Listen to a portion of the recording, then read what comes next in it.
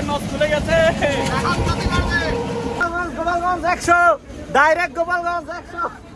নতুন যাত্রার অভ্যর্থনা হিসাবে বাংলাদেশে হলে এবং যেটা বাংলাদেশের একমাত্র এলিভেটেড রেলওয়ে স্টেশন। আমাদের গোপালগঞ্জের কৃতি সন্তান কবি সুকান্ত ভট্টাচার্যের কাব্যগ্রন্থ অনুসারে অভিযাত্রী কমিটি মোটামুটি 80%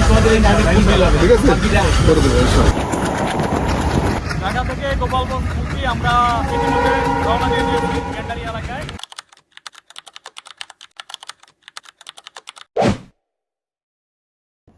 আসসালামু আলাইকুম সুপ্রিয় দর্শক, শুভেচ্ছা জানাচ্ছি ঢাকা রেলওয়ে স্টেশন তথা কমলাপুর থেকে। আজকে 10 অগস্ট দীর্ঘ অপেক্ষার অবসান ঘটিয়ে ঢাকা গোপালগঞ্জ চালু হচ্ছে রেল যোগাযোগ এবং দেখতে পাচ্ছেন পাশেই রয়েছে আমাদের ট্রেন। আমরা অত্যন্ত আনন্দিত এবং উদ্ভাসিত। এই ভিডিওতে এই ট্রেনের সময়সূচি, ভাড়া এবং প্রথম যাত্রার অভিজ্ঞতা ও বিস্তারিত তুলে ধরবো, তাই ভিডিওর শেষ অবধি আপনাদের সঙ্গ একান্ত কাম্য। ট্রেনটি সম্পর্কে যদি কিছু বলতে হয়, সবার আগে আসবে এর নামকরণের ব্যাপারে। তো আমরা জেনেছি এই ট্রেনের নাম অভিযাত্রী কমিউটার। তো এই ক্ষেত্রে বাংলাদেশ রেলওয়ে একটি বিশেষ ধন্যবাদ পাবে, কারণ আমরা আগে দেখেছি নামকরণের ক্ষেত্রে এলাকা বা ব্যক্তির নামে প্রাধান্য দেওয়া হতো, যেমন আমাদের গোপালগঞ্জের ভাটিয়াপাড়া কমিউটার ও টুঙ্গিপাড়া এক্সপ্রেস। তবে এই ক্ষেত্রে বাংলাদেশ রেলওয়ে একটি বিশেষ ধন্যবাদ পাবে যে এখানে অভিযাত্রী নামটি সিলেক্ট করার পেছনে রয়েছে গোপালগঞ্জের কৃতি সন্তান কবি সুকান্ত ভট্টাচার্যের একটি গীতিনাট্য অভিযান অনুসারে নামটি দেওয়া হয়েছে, যেটি আরো মানানসই ও রুচিশীল সিলেকশন বলে আমরা মনে করি। আর তাছাড়া যেহেতু এটা একটা রেক, যেটা মূলত জয়দেবপুর কমিউটারের সাথে রেক শেয়ার করে চলবে, এক্ষেত্রে ট্রেনটি দিনের শুরুর দিকে ঢাকা থেকে জয়দেবপুর তথা গাজীপুরে মোট 4টা ট্রিপ দিয়ে থাকে এবং এই যে সময়টা এটা অবসর বা অলস পড়ে থাকে এবং এই সময়টাকে কাজে লাগানোর জন্য এই ট্রেনটিকে গোপালগঞ্জ পাঠানো হচ্ছে। তো কমিউটার বলতে আপনারা নিশ্চয়ই জানেন যে স্বল্প দূরত্বের মধ্যে বারবার আপ ডাউন করা যে লোকাল জাতীয় ট্রেন, এটি হচ্ছে অভিযাত্রী কমিউটার এবং ঢাকা গোপালগঞ্জের মধ্যে চলাচলকারী একটি কমিউটার ট্রেন অভিযাত্রী, যেটি আমাদের বহুল প্রতীক্ষিত এবং আকাঙ্ক্ষিত একটি ট্রেন। আজকে 10 আগস্ট এর বাণিজ্যিক যাত্রা শুরু হচ্ছে এবং প্রথম যাত্রার অভিজ্ঞতা নিতে আমরা ছুটে এসেছি। তো সম্পূর্ণ ভিডিওতে আপনাদের বাকি সবকিছু তো দেখাবো। 3টা স্টেশনে আমরা নামবো এবং এর কোন কোন স্টপেজ দেয় কোথায় সেটা তো আপনারা জানতে পারবেনই, সাথে আমরা ভাড়ার ব্যাপারটাও এই ভিডিওতেই ইনশিওর করব। তো আমাদের শুরুতেই চলে আসতে হবে শহরতলি প্ল্যাটফর্মে, যেটি মূল প্ল্যাটফর্ম থেকে দক্ষিণ দিকে অবস্থিত। তো এখানেই আপনারা এই ট্রেনের জন্য টিকিট কাউন্টার পেয়ে যাবেন, যেখানে মূলত নারায়ণগঞ্জের টিকিট বিক্রি করা হয়। অভিযাত্রীর টিকিট এখানে নাকি ভাইয়া? ভাই কোথায় যাবেন? কাশিয়ানি 130 টাকা। জি জি। টিকিট কেটে শহরতলি প্ল্যাটফর্মে ঢোকার পরেই দেখবেন বড় ডিসপ্লেতে লেখা রয়েছে কোন ট্রেন কোন প্ল্যাটফর্মে রয়েছে। যেমন এখানে দেখা যাচ্ছে অভিযাত্রী কমিউটার দাঁড়িয়ে আছে 8 নম্বর প্ল্যাটফর্মে। এদিকটায় পিছনের দিকে উদ্বোধন সংক্রান্ত কিছু অ্যাক্টিভিটিস চোখে পড়ল। এটিই হচ্ছে আমাদের সেই আকাঙ্ক্ষিত ট্রেন, যেটিতে মোট কোচ রয়েছে 8টি। ট্রেনটির লোকোমোটিভে একটি উদ্বোধনী ব্যানারও রয়েছে, যেখানে এটির উদ্বোধন করেছেন মাননীয় রেলমন্ত্রী এবং প্রতিমন্ত্রী। আপনারা যদি ট্রেনের দিকে লক্ষ্য করেন, দেখবেন এটা মূলত একটি কমিউটার ট্রেন, আন্তনগর নয়। কিন্তু আমাদের গোপালগঞ্জে যে টুঙ্গিপাড়া এক্সপ্রেসটি রয়েছে, সেটাই একই রেক দ্বারা পরিচালিত, একই ধরনের আসন বিন্যাস বা রয়েছে। তো সেগুলোতে আন্তনগরের ভাড়া দিয়ে আপনাদের চলাচল করা হচ্ছে। তো এটাকে যদি তারা কমিউটার না করে আন্তনগরে ভাড়া দিত করা হতো, তাহলে দেখা যাচ্ছে যে আপনাদের 300 টাকার বেশি দিয়ে গোপালগঞ্জ যাতায়াত করা লাগতো। কিন্তু এই ট্রেনটি কমিউটার হওয়ার কারণে আপনারা মাত্র 145 টাকার বিনিময়ে ঢাকা থেকে গোপালগঞ্জ যাতায়াতের সুযোগটা পাচ্ছেন। সমস্ত প্রস্তুতি শেষে অবশেষে ট্রেনটির যাত্রা করার পালা। ট্রেনটা ইতিমধ্যেই চলতে শুরু করে দিয়েছে, একদম যথাসময়ে ছেড়েছে। ঢাকা থেকে গোপালগঞ্জ আমরা ইতিমধ্যে রওনা দিয়ে দিয়েছি ক্যান্ডারি এলাকায়। এই যে ছোট ভাই খালিদ,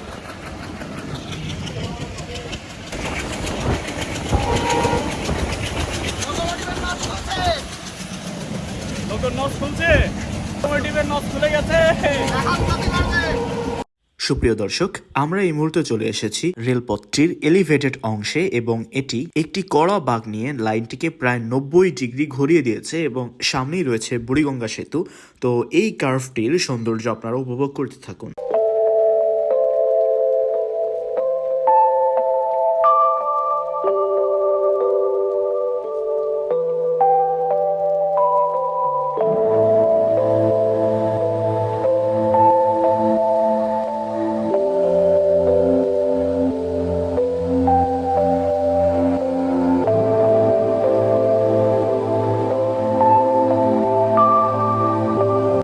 মুহূর্তে ট্রেনটি অতিক্রম করছে বুড়িগঙ্গা সেতু।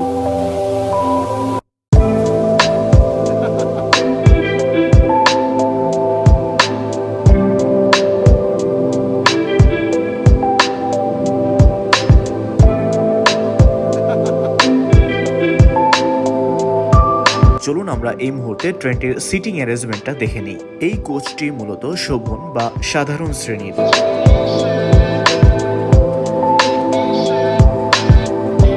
আগেও বলেছি এটা মূলত জয়দেবপুর কমিউটারের রেক, সুতরাং এটিতে মেট্রো রেলের মতো সিটিং অ্যারেঞ্জমেন্ট রয়েছে, যেখানে অল্প সংখ্যক মানুষ বসতে পারলেও বেশি পরিমাণ যাত্রী পরিবহন সম্ভব। আজকে উদ্বোধনী যাত্রা হিসাবে আমাদেরকে এরকম শুভেচ্ছা দেওয়া হয়েছে এবং এটা নতুন যাত্রার অভ্যর্থনা হিসাবে বাংলাদেশে হলে খুব সুবিধা।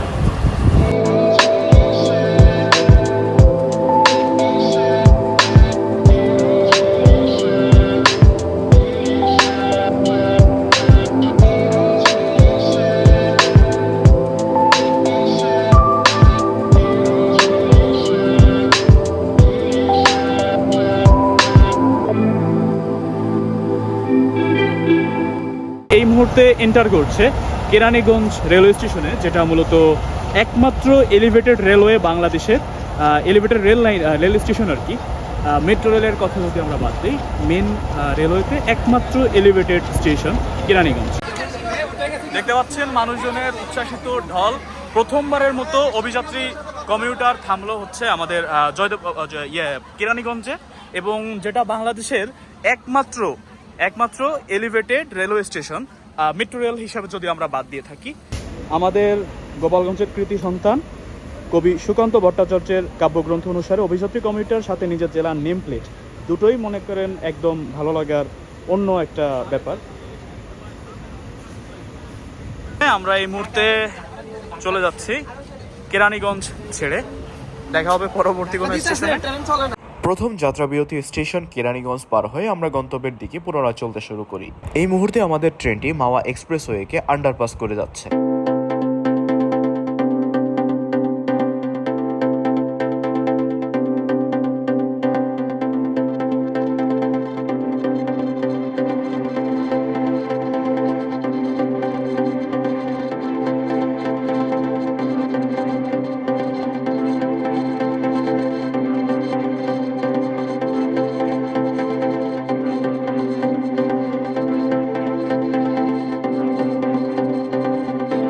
পর্যায়ক্রমে আমাদের ট্রেন আরও দুটি স্টপেজ যথাক্রমে শ্রীনগর ও মাওয়াতে দাঁড়াবে। মাওয়া স্টেশনকে পেছনে ফেলে আমরা এগিয়ে যাচ্ছি পদ্মা সেতুর দিকে।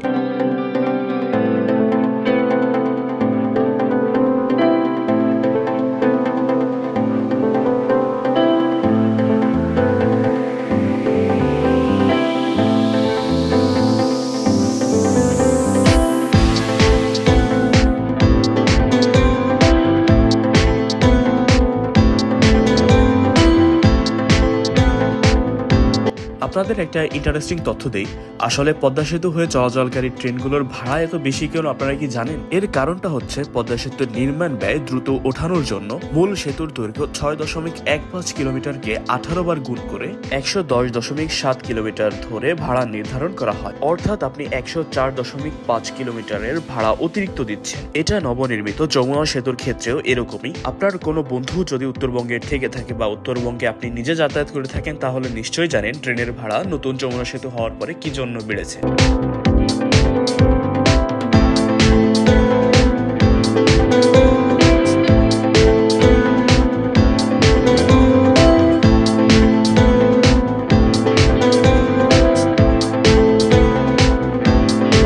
এই ট্রেনটি মূলত ইরানি ভ্যাকুয়াম কোচে পরিচালিত, যেগুলো মূলত পাকিস্তান আমলে আমদানি করা হয়েছে।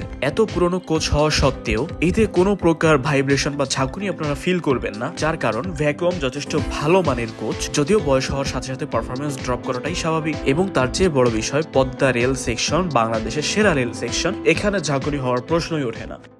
প্রিয় দর্শক, আমরা এই মুহূর্তে রয়েছি শিবচর স্টেশনে, যেটা পদ্মা সেতুর পরে অভিযাত্রী কমিউটারের প্রথম যাত্রা বিরতি।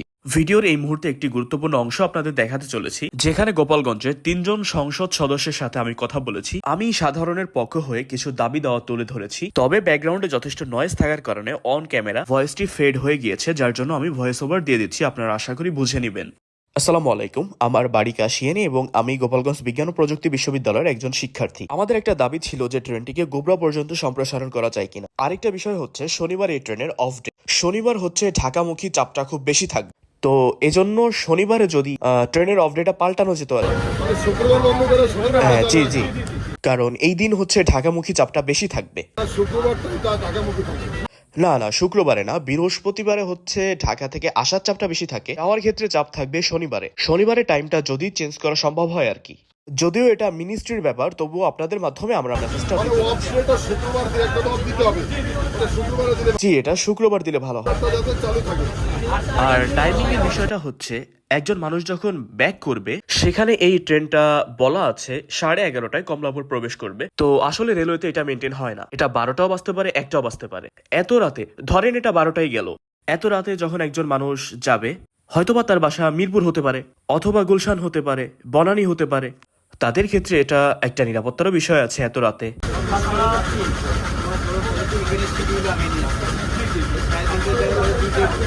এখন আমরা যেটা জানি যে এটা একটা শেয়ার রেক, এটা জয়দেবপুর কমিউটার, এটা শহরের ভিতর চলাচল করে। এই যে অবসর সময়টা, এটা গোপালগঞ্জে দেয়া হচ্ছে। এখন আপনাদের কাছে মেসেজটা হচ্ছে আপনারা মিনিস্ট্রির সাথে কথা বলে আরো একটা আন্তনগর অথবা লোকাল ট্রেন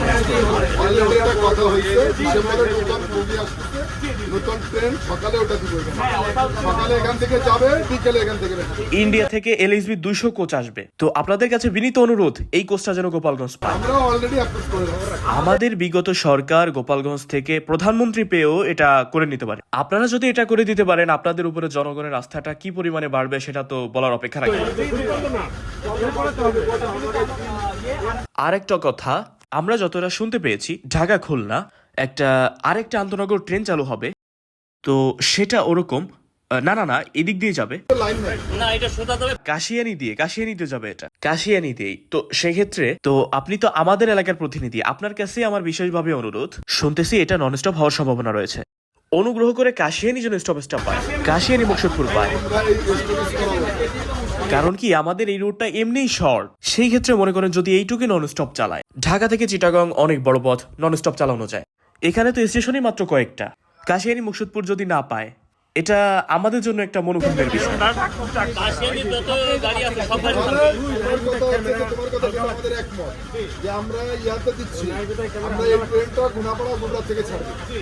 আর হলো আমরা আরেকটা ট্রেন আমরা দিচ্ছি ইন্টারসিটি, আর এটাকে আমরা টাইমটা যদি একটু আগে আনা যায় খুব সুবিধা। এই তো আমরা এগুলো ডিসেম্বরের মধ্যে তোমাদের এগুলো মোটামুটি 80% তোমাদের ঠিক আছে করে দেবো ইনশাআল্লাহ।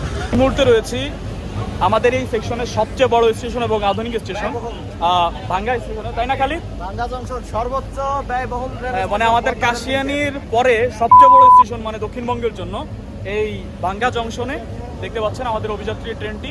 এবং অলরেডি আমাদের গোপালগঞ্জের 3 আসনেরই এমপি ওনারা ট্রেন ভিজিটে এসেছিলেন এবং ওনাদের সাথে কথা বলেছি যেন ট্রেনটা গোবরা পর্যন্ত সম্প্রসারণ করা যায়। এবং অফ ডেটা যেহেতু ঢাকামুখী চাপ থাকবে শনিবারে, তাই শনিবারের পরিবর্তে শুক্রবার বা সপ্তাহের অন্য কোনো দিন, এবং গোপালগঞ্জে সকালের দিকে অন্য কোনো কমিউটার অথবা আন্তনগর ট্রেন, এছাড়া ঢাকা খুলনা যে নন স্টপ ট্রেন চালুর কথা রয়েছে সেটাকে কাশিয়ানী এবং মকসুদপুরে স্টপেজ দেওয়ার ব্যাপারে ওনাদের সামনে আমি আমার মতামত ব্যক্ত করেছি এবং ওনারা আশ্বাস দিয়েছেন যে ঢাকা খুলনা যদি ট্রেন চালু হয় অবশ্যই কাশিয়ানী মকসুদপুর পাবে এবং গোপালগঞ্জে আরও একটি নতুন আন্তনগর ট্রেন আসার সম্ভাবনা রয়েছে এবং সেটা ডিসেম্বর নাগাদ হবে। এবং ভারত থেকে নতুন যে লটে কোচগুলো আসছে এই মাসের শেষ দিকে সম্ভবত পৌঁছাবে, সেই কোচ দিয়ে গোপালগঞ্জে এবং খুলনায় নতুন ট্রেন প্রবেশ করবে। সুপ্রিয় দর্শক, আমরা এই মুহূর্তে প্রবেশ করছি নগরকান্দা স্টেশনে। আসলে এই উপজেলার নাম নগরকান্দা হলেও এর উপজেলা সদর এখান থেকে আরো বেশ দূরে। এই জায়গাটা জয় বাংলা মোড় নামেই সবচেয়ে বেশি পরিচিত। এই স্টেশনেও ট্রেনটির যাত্রা বিরতি রয়েছে, তবে সিগন্যালিং এর কোনো ত্রুটি অথবা জনবল সংকটের কারণে ট্রেনটি মেইন লাইনেই দাঁড়িয়েছে, আশেপাশে কোনো প্ল্যাটফর্মে দাঁড়ায়নি। যার জন্য যারা এই ট্রেনটিতে উঠছেন তারা একদম মেইন লাইনে এসে একটু কষ্ট করেই উঠতে হচ্ছে। 100 ডাইরেক্ট গোপালগঞ্জ, সিট খালি তাড়াতাড়ি আসেন।